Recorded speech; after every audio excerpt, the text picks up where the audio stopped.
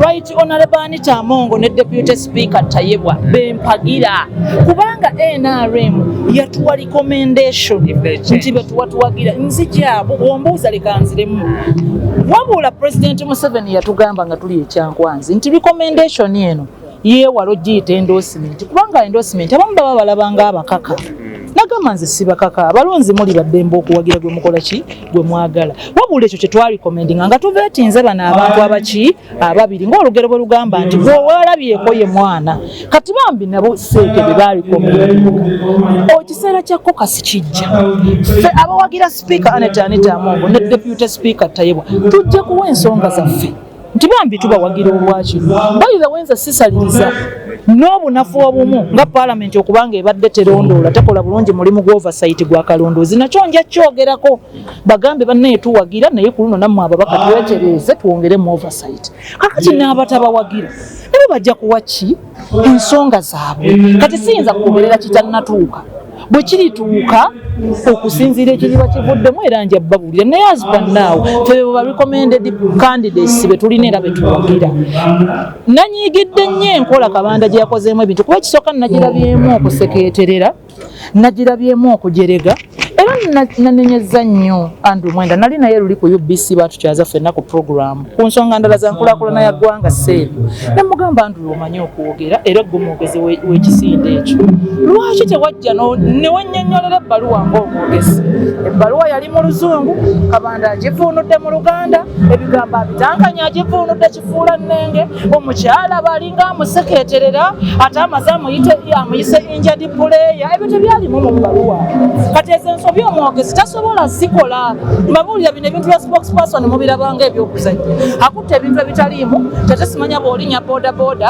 ate simanya oyo injured player ebyo byaliwa mu bbaluwa n'olwekyo yalibadde yakozesa ebiwaatwa mwayinza otufunanga bammemba ba Parliament ate agimanyi ba MP batabukiddewo nalebo Kabanda emikutu gya Parliament gyonna yagivuddeko gyonna yanyiza ekiziti okuva ku lunaku lwe natandika okwogera ku nsonga ezo yanyiza ekiziti nga bammemba bamutabukidde ekira tulina complaints ezimu nga ziri so notorious ng'abantu beemulugunya nti Kabanda ono akosanya erinnya lya General MK oluusi ne mbyokuggyako abantu ssente ne mu bintu ebitategeereka ezo complaints zibamabaka ate nabo nga bacomplainant nabagambye era nammwe mukozese eki kokasi era nabo nabagambye nti nammwe muve mu kugeyeeza ku street muleete obujulizi mu buteeke muki mu kokasi ebyo nabyo tubigonjole tuleme kubaawo na munnayuganda yenna yeyambisa bubi linnya lya General MK era bagamba naluli bw'abadde enfanfe wa speaker nga nerya speaker Nalongo nali era alikozesa bukodyo bwe bumu kujjako bantu ssente kuleeta bukodyo kola kitulina ne bye tuwulira ebirala bingi naye ekikulu kya byonna ffe President Museveni ye president waffe General MK muganda waffe mwoyo gwa ggwanga mujaasi CDF waffe tetwagala muntu yenna kukozesa mannya ffenna ge twekutteko ate n'ogakozesa bubi kubanga naawe General MK no Kabanda yagambye ndi mu kkooti ya Masaka empapula kitegeke bulungi Kabanda namwewuunyiza okunsaba DR form ekisooka talondera Masaka ekyokubiri naye baamuloopa ate no ye baamuloopa ebiri Kabanda ye baamuloopa ebiri baamuloopa mu civil court election petition ate ne bamuloopa ne mu criminal yakuba abantu amasasi kati neewuunyiza omuntu ayina ebiti bibiri mu maaso ate okulaba akakowekowe ku liiso lyani lya Namere kuba ate yayina emisango ewa DPP yakasasula ssente empitirivu mulaba bba zonna ezisinga zitwala wa DPP gulirira emisango givunde n'olwekyo asooka akole ku by'abantu be yakuba amasasi Kasambya akole ne ku election petition kuba bagamba yali namba 5 ate ne balangirira ye kati asooke yeesootinge nga tannalingiriza bye Masaka nze ndiko n'omujulizi president w'eggwanga agamba nti Namere ye yawangula lwaki kuba president agamba yaweereza independent teams okunoonyereza nezizuula nga kituufu Namere nawangula akalulu nenzibwa kubanga era nzibibwa abantu abalinga Kabanda ekirala omulundi omulala tansaba DR form ng'omuntu abadde mu Parliament nalodde nsuubira nti amanyi amateeka muntu nawe wasomye ekitono naye ng'ate obaddeko mu kifo gye bakolera amateeka tukusuubira okubanga kati wayiga wabaawo amagezi amazaale nga ffe abamu ge tulina ne wabaawo amayige kati ate alabika atuuse ku level nga tulina muteekamu magezi makake mukakabukasa ategeere kubanga access to information act weri lwaki sije yakozeseza access to information act nawe kuwe betu ogenda mu electoral commission ngosinzira kuteeka eyo access to information act the atia nabugamba nti mupedi ya form za namere ne bazikuwa dembelyo oli wadde ogenda ku court record ne bazikuwa ne tabimanyi kati ye yabirekanidde ku Twitter ebya spokesperson Andrew Mwenda ati yabitute mu TikTok okugamba bambi atanka n'ebintu naye tumusaba yekkakanye ngabo nga tujja kuyingira abantu omuntu tujja bayingizako mu lubulu amagezi amakake tujja kozesa caucus okulaba nti ayikona ebikolimo byabali beyatta abe Masaka nti waliwo ekigambibwa nti Speaker Parliament Peter Monge yomukuba kuteka mu sente so lwaki oluwanda n'okuviirawo opposition okunteka mu sente zaaki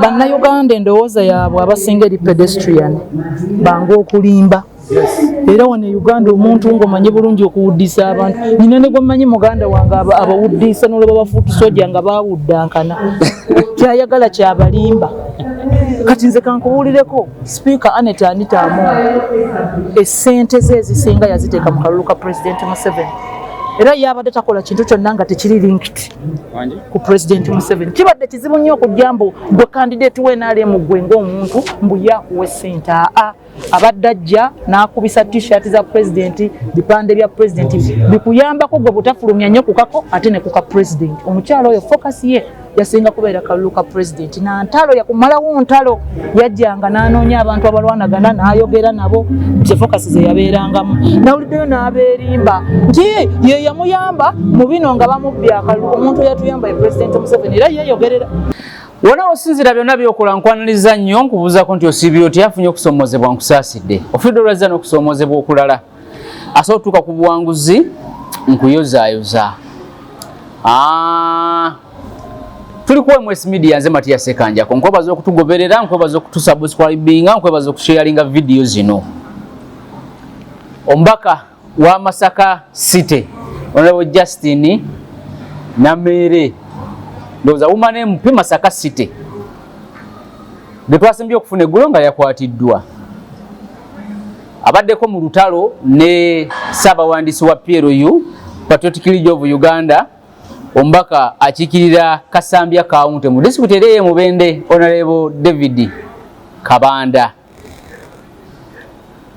ebigambo byabwe bibadde nnyo kuwanyisi kati ebigambo byabwe bibadde nnyo ku nsonga y'obwa speaker because ombaka Kabanda ngase Ssaabawandiisi w'ekibiina kyebyo w'ekisinde ki Patriotic League of Uganda yavaayo n'ayogera ku nsonga ensonga ze yayogerako zaali zakola withdraw kujjayo bwesi endorsement ya PLU because abaka ba NRM abasinga ba PLU naye okujjayo endorsement ya PLU eri Anita Among ne bagiteeka ne babeerawo nga tebalina n'omugo bagitaddeko kati Namere ye mu kuvaayo okwogera nti communication eno gye yakozese teyagikoze mu mazima na bwenkanyi kisooka yatyoboda abaka ba parliament ekyokubiri ebimu yazzo byogera naye nga si bibye nga yabyetumye n'ebirala bigwa mu kkowe eryo kakati olunaku olw'eggulu Namere yalayidde naye okwosa olunaku olw'eggulu ne Kabanda yalayira Kabanda mu bigambo bye yagamba nti abamunyiigira ku bye yayogera mu press conference eyo banyiigira bwereere ku lw'ensonga newe yandibadde Speaker Parliament abadde Speaker Parliament ye-11 Right Honorable Anet Among nga gwe basindise okusoma obubaka ku Kabanda yalirinnye bodaboda olw'okutuuka amangu okusoma obubaka nti ye yabadde mutume nga Ssaabawandiisi kati Namere yayedde olunaku lw'eggulo ye nga Namere agamba nti nedda PLU eyina omwogezi waayo Andrew Mwenda yabadde asobola okujja n'ayogera nti Kabanda mu bigambo bye yatyobodde n'alengeza ababaka ba Parliament bano bonna ba NRM tukimanyi bulungi nti NRM kibiina ky'ebyobufuzi ekiri mu buyinza era ababaka ba Parliament bonna bakikakasiza olunaku olw'eggulo nga balayidde okakasa nti gavumenti eri legit yawangula akaluukayo mu mazima n'obwenkanya tujja kutambula nayo kati Kabanda ebigambo byabadde alinga Trump ng'abisa ku mikutu emigatta abantu naddala omukutu gwa X. Nammeere nga naye agenda ku X era n'agenda ne ku TikTok n'ayogera. Tukimanyi bulungi nti emikutu emigatta abantu social media gyafuuka ezimu ku source ez'amawulire. Yensonga lwaki Donald John Trump agenda ku mukutu gwe gwa Truth Social n'ayogera ebigambo, CNN n'ebiwandiika, Fox News n'ebiwandiika, London Evening Post n'ebiwandiika, New York Times n'ebiwandiika, to mention but a few. Nti sources z'amawulire. Naye Nammeere bwe yamaze okwalira olunaku olw'eggulo yabadde mukambwe eri Kabanda era yayogedde ebigambo bye ebikambwe. Ekisooka ng'agamba Kabanda taddamu musaba DRA form kubanga ye yawangula naye ate Kabanda yatuuka ne kulevetta abamu ku bantu mu constituency y'okusobola okuwangula akalulu nti ssente empitirivu yazikwata n'agulirira ba DPP okusobola n'agulirira ndowooza baba nga bawabi ba gavumenti mu bitundu eyo okusobola okuwizidrowinga emisango gino ku ye. Bonna ba NRM, PLU yeeyubulira mu NRM alabira okumpi akiraba ng'ekirala naye alabira ewala alaba nti PLU eri mu kuzimbibwa okusobola okuleeta omukulembeze okudda Pulezidenti Yoweri Museveni mu buyinza. Era abantu abasinga balabira ddala nga General Muhoozi ebitundu nga 7 ku buli 10 asobola okukwata ekintu kino. Kakati Nammeere bye yayogedde byadde bingi olunaku olw'eggulo era ngenda kusooka nkweko ebimu ku bigambo bya Honorable Justin Nammeere bye yayogedde ng'amaliriza okulayira olunaku olw'eggulo naddala bye yayogedde Kabanda okusingira ddala ne ku nsonga y'obwa sipiika. Bwe mmala obbikuwa obiwulirizeemu si byonna nengenda kuwaako ebimu oluvannyuma ngenda kukomawo twongere okwogera ebigambo. Bwe nkomawo ebigambo tugenda okwogera bye bigambo by'obwa sipiika kubanga ye Nammeere abadde nnyo ku sipiika Anita Among nga gwayagala naye gwawagira ng'omuntu. Kakati era tugenza okujja wano olwaleero nga NRM ekubye enkyukira ng'egamba Oboth omubaka wa Parliament Minister wa Defense akwate ekya sipiika. Kansooka nkuwe ebigambo bya Honorable Justin Nammeere ngenda kudda bwe nkomawo tugenda okwogera ebigambo olunaku olwaleero. Tovaawo. Kabanda ali ku mikutu gy'NRM egy'ababaka bonna. Waliwo emikutu kwe tuli ababaka b'NRM bokka, waliwo egiriko ababaka b'NRM abakadde bokka, abapya n'abakadde, ffenna n'aba opposition. Emikutu giringa 10. Waliwo n'egiriko ababaka nga b'NRM naye nga memba ba PLU. Yali asobola okukwata obubaka obwo n'abutuwa. Tuyina endowooza nti obwangu n'essekeeterero eryali mu bubaka obwo n'obwangu bwe yakozesa Pulezidenti Museveni ali Kololo, bapulezidenti bakyadde, abantu bonna bakyatudde nti ate Kabanda ayita b'amawulire muyitewo mangu tukole. Tulaba nga mwalimu agenda etali nnambulukufu. Ekirala PLU erina omwogezi waayo, omusajja omwogezi ennyo era asobola okunnyonnyola buli nsonga, Andrew Mwenda. Tetumanyi lwaki si ye yaleeta obubaka. Ekirala obubaka bwali mu Luzungu ate nga Kabanda abunnyonnyola abuvuunula mu Luganda ng'ate bimu abivuunula kifuula nnenge. Ne kituleetera okulowooza nti ennyanjula y'obubaka buno yalimu okuziimuula Paalamenti, yalimu okukkakkanya ababaka ba Paalamenti n'okukkakkanya bakandideeti baffe abo ababiri abaatuweebwa Seeke nti be ba NRM. N'olwekyo tetugenda kukomawo ng'oggyeko ffe abaavuddeyo ne twemulugunya. Ndi musanyufu nnyo nti ababaka baafunye obwogero. Lwanze bwe navuddeyo ne neemulugunya ku nsonga eyo, ababaka bangi ne bavaayo ne bagamba naffe enkola ya Kabanda tetugyagala. Bangi bayitirivu. Mwalabe ne Commissioner Mulamba, former Commissioner Esther Foyochani Honorable, nga naye avuddeyo okwemulugunya ku nkola y'omubaka. Ababaka balina complaints mpitirivu eziraga nti Kabanda abateeka nnyo mu mbeera y'okubajooga n'obbatiisatiisa nga yeeyambisa erinnya lya General MK. Bino by'ababaka si byange. Obuzibu bw'ojja okusanga mu Nammeere nti njogera amazima nga bwe gali.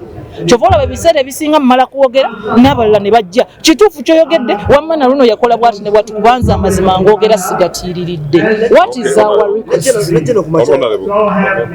Our request nti owabaawo abantu abatwagaliza nga NRM nga PLU bwetwagaliza n'abalala abatwagaliza ba stakeholder abaagala okwendoosinga ba candidate abaagala okukola ki mukikole mu bulambulukufu mujje channels zaffe entuufu nga kokasi oba mutume abantu nga bwe mwakwasa omulimu ogw'okuboogerera okwewala jjejjere buno koonagana.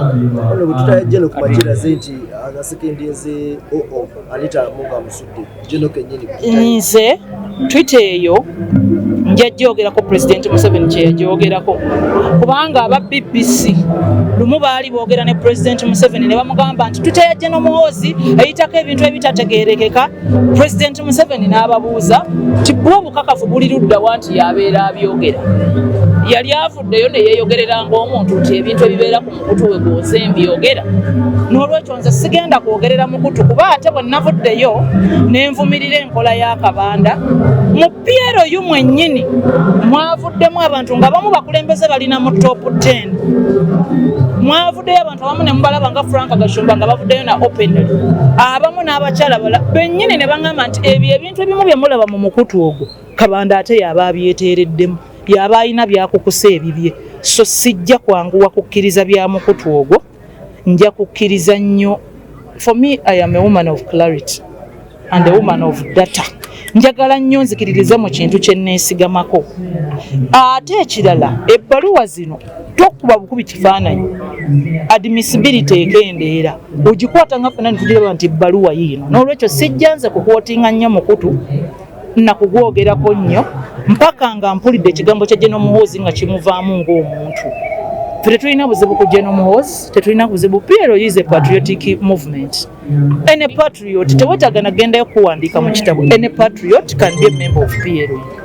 Naye obuzibu bwe tulina bwa muntu kukozesa kibiina na linnya lya General Muhoozi okubaako obujogoli bwazannya. Twatandisa n'okuwuliramu nti yabadde asaba sipiika wa paalamenti amuwe ssente mu bya endorsement kati nayo nze nadde simanyi zifuuse ng'ezammwe ez'ama TV ne radio nti ate basasulira nsasulira. Bwe tuwulira ebyo bitukanga mu kisanja no sleep and no corruption tube tetuyinza buteekanga abantu baatulonze tuboogerere. Era gwawoza agundi ng'oyogera nnyo ngo ekyo kye kyampeesa akalulu material eziva e Masaka era zeeze zibeera ku front line. Bampuuga bwe babadde bamuzeyise empijja bamuzeyise kandi abava e Masaka zeezo material. N'olwekyo ffe tuliwo kwogera na kuzuukusa ggwanga. What I prefer English. Let's start with priority.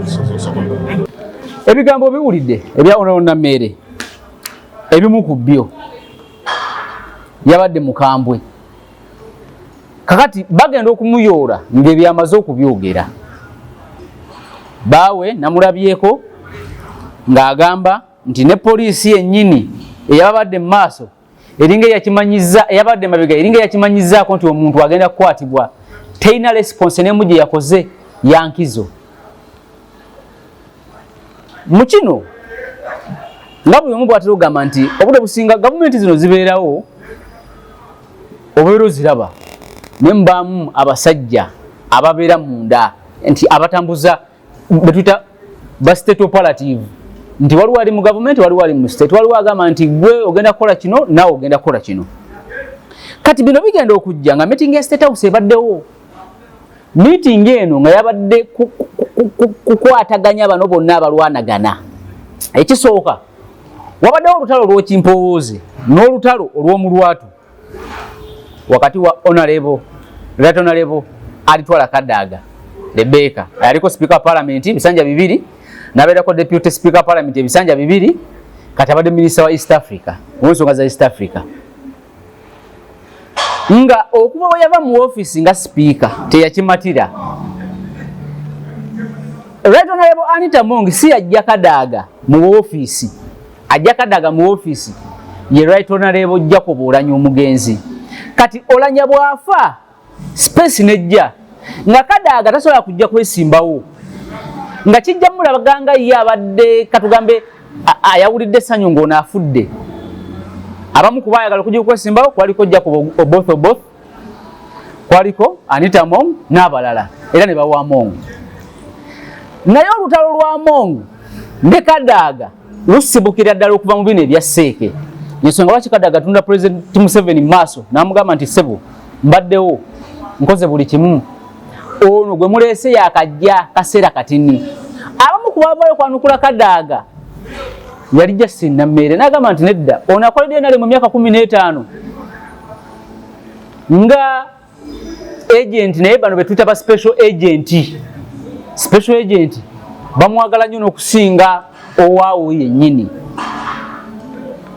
nga tali local agent nti tumusindisa abeere agent Ebukedi yo yabanga local agent ng'ali ku nsonga ya waggulu kati otone ludevelopinga because Kadaga yabeerera speaker Anita Among yali mubaka wa parliament nga muna FDC era yaliko kakiiko akakosase nakola emirimu ng'omubaka wa parliament naye balina obutakkaanya bwe baatuukamu yensonga lwaki meeting eyabadde mu State House President Museveni ne Kadaga yamuyise annyonnyole yakikola atya okusobola okutambuza parliament ku sente ntini kubanga Kadaga agenda we yabeerera speaker wa parliament nga parliament eweza trillion ya sente nga budget yayo mu financial year ngeri mu bilioni 6 bilioni 5 in between there. That was the budget. Now we twogerera it's like a trillion ya sente per financial year. Ekyokubiri ng'okwemulugunya mu budde bwa Kadaga tebwaliwo nnyeri ababaka ba parliament nti ffe kino ne kino tewali sente kubanga committee Kadaga yaziwanga sente zazo n'ebirala.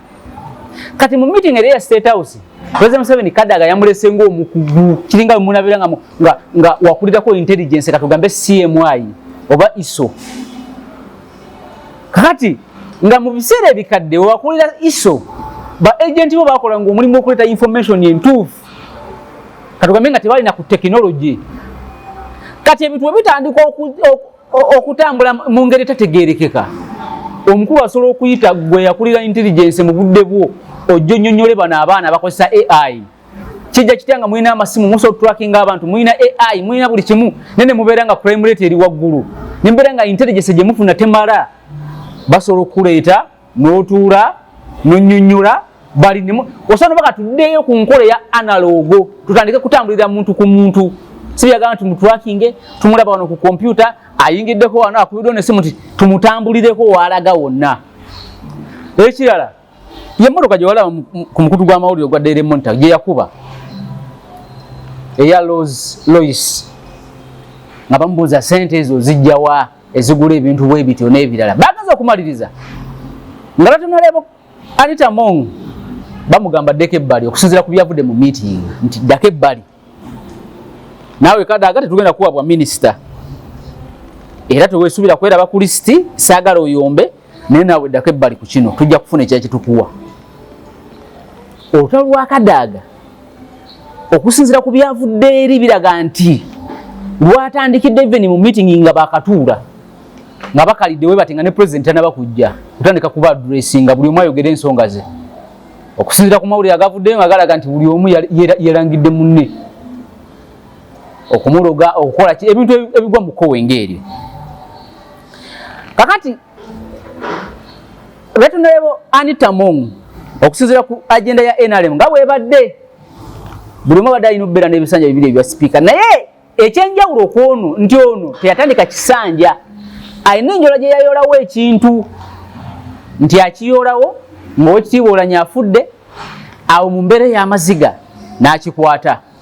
Robert Mao olwaleero atuvuddeko ku mimwa gy'abantu ku nsonga y'obwa sipiika tamuntu bakyamudisikasingako abamu bagamba nti waliwo ne theory eri nti Robert Mao asobola okubeera nga yazze bamuleetawo nga diversion Anita Among afokasinge ku Mao kumbe ng'omusambi omutuufu ye owekitiibwa Jacobo owekitiibwa both. Kakati bino ekyamazima ba NRM babifunye kubanga NRM nabagamba nti ekibiina kya NRM ye President Museveni kyasaba mu NRM asobola okufuula omuntu yenna kyayagala bwakera kumakyanaga tuli ku Namuganza kwa deputy speaker tayiwa talina kyayogera bwakera kumakyanaga tuli ku kino ono talina kyayogera. Kakati olwaleero ekiriwo ono balinga abamusudde naye kati ali museke NRM yagitulamu n'agigumiramu. Edulite yalina position yonna naye NRM yagitulamu n'agigumiramu kati wa NRM. Namere ng'omuntu tumutwale nti abadde paparazi owa owekitiibwa Anita Among. Ng'omuntu abadde amwagaliza okubeera Speaker wa Parliament era y'ensonga lwaki yabadde agamba. Naye neggulo yagambye nti alinda ekinaava mu Seeke.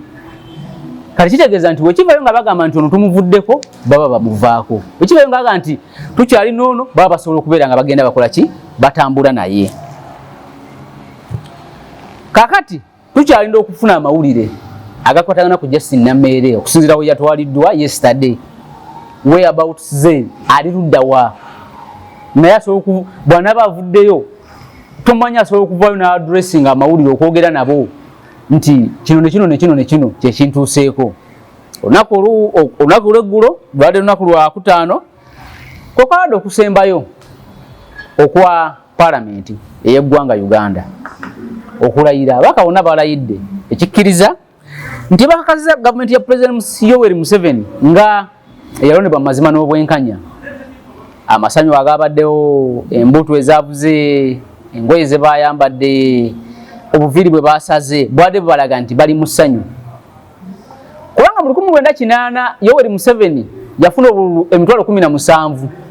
Emitwalo 17 njogera ku ekibiina kye ekya UPM, Uganda Patriotic Movement. UPM nefuna n'omubaka omu kubanga twali mu nkola ya parliamentary system.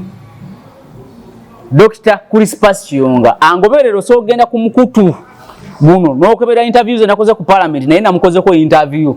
Musajja yangambye alina emyaka 74 naye alinga wa myaka 5. Tusuubira naye okulabikirako ku list y'obwa Parliament. Era ffe twali tumudressing nga tumugamba honorable minister. Kakati mu G8 President Museveni yafuna obululu emitwalo 17 Uganda Patriotic Movement UPM ekibiina kye n'omubaka omu Dr. Crispus Kiyonga mu Kasese North. Naye omubaka oyo yajja as a result of a protest vote nti batta Victor Muhindo eyali deputy eyali amyuka commissioner mu district y'e Kasese eyali muna DP bamukwatira ku road block. Bwe bamukwata ne bamubuuza ekibuuzo lwaki ovuga ennamba nga emmotoka ng'eriko ennamba z'e Kenya kubanga emmotoka gye yali ya mukwano gwe Dr. Henry Bwambale. Bwambale yali ayagala Kasese South. Kati mu mmotoka eyo mwalimu ye ne mukyala wa mukwano gwe mukyala wa Dr. Henry Bwambale ye bamubuzaawo ne bamutwala. Bwe bamutwala bawa famire ye amawulire mu handwritten lupapula bawandiikako na peni nga wali aga famire nti ono bamuta ne bamuziika wali. Dr. Victor Muhindo famire ye negenda ne baziikulayo omuntu ne bamutwale wabwe ne bakola emikolo ne bamuziika.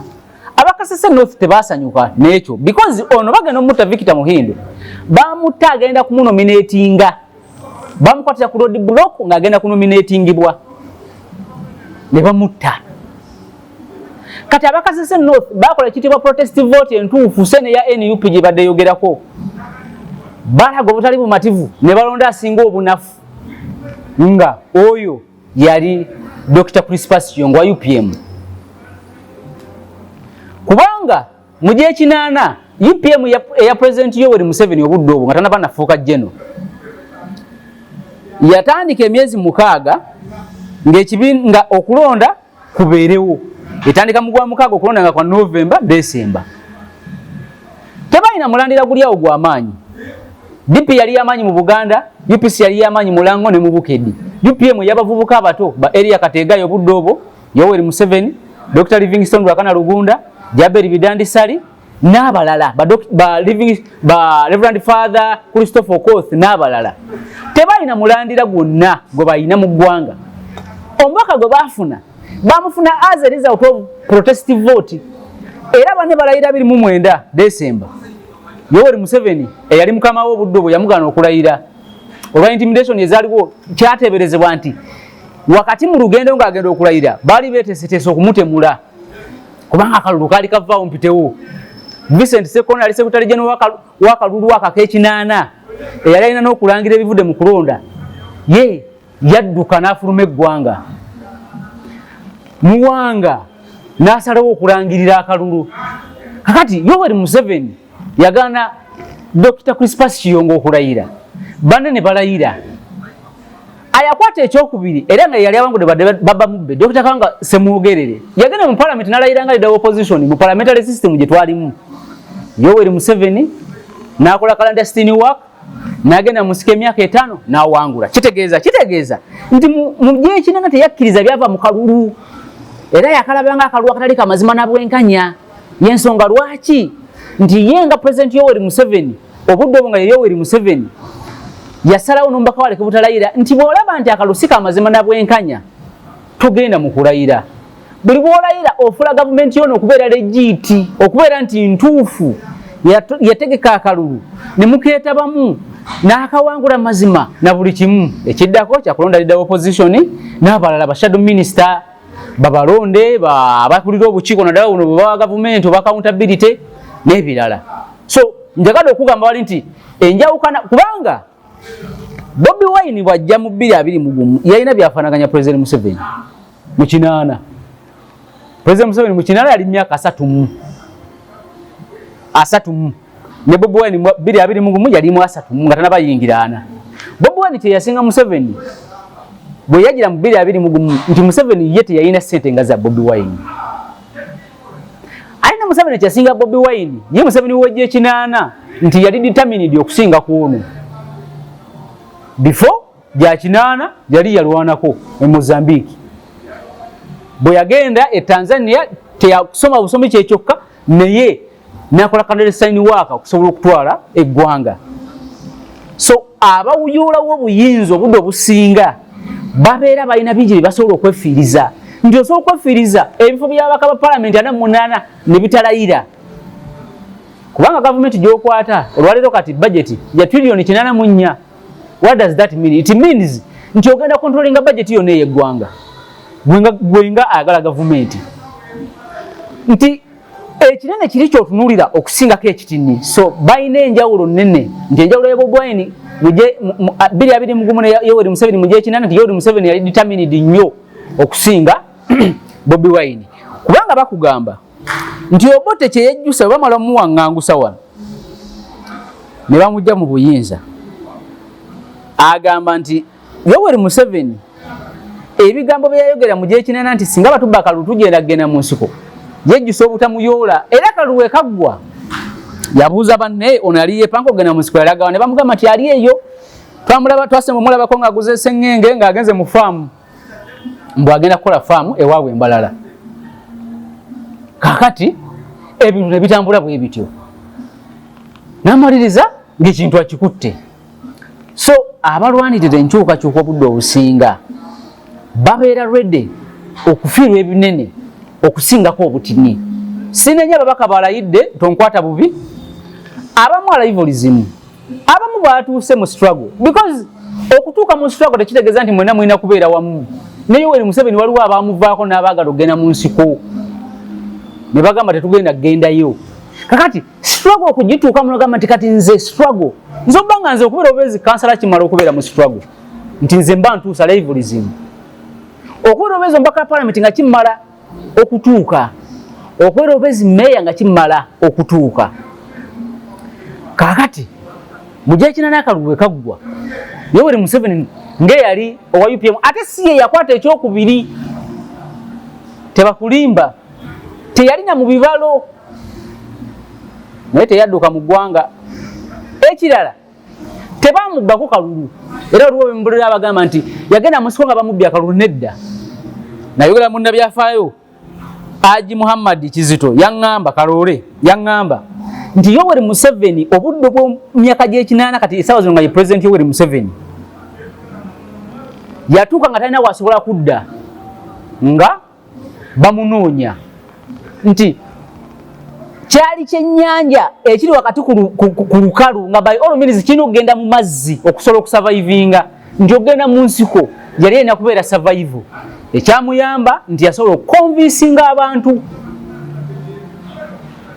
ab'omu Buganda, ab'omu Bukedi, abewa ne bagenda mu nsiko okununula eggwanga.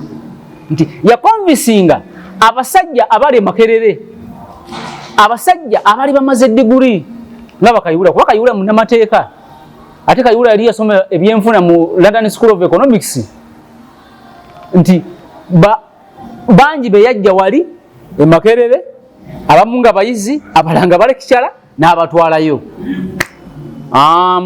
So ne basobola okutambuza bwe bato. Kati abalayida abaka ba parliament okujjako nga batugamba nti 236 bajja kusobola okwogera ebigambo ebirala okusobola okufuula gavumenti, but now bamaze okufuula gavumenti ya President Yoweri Museveni okubeera legit, okubeera entuufu, gye balonda mazima n'obwenkanya. Emboozi tebankadde akuume atakuumira mpeera.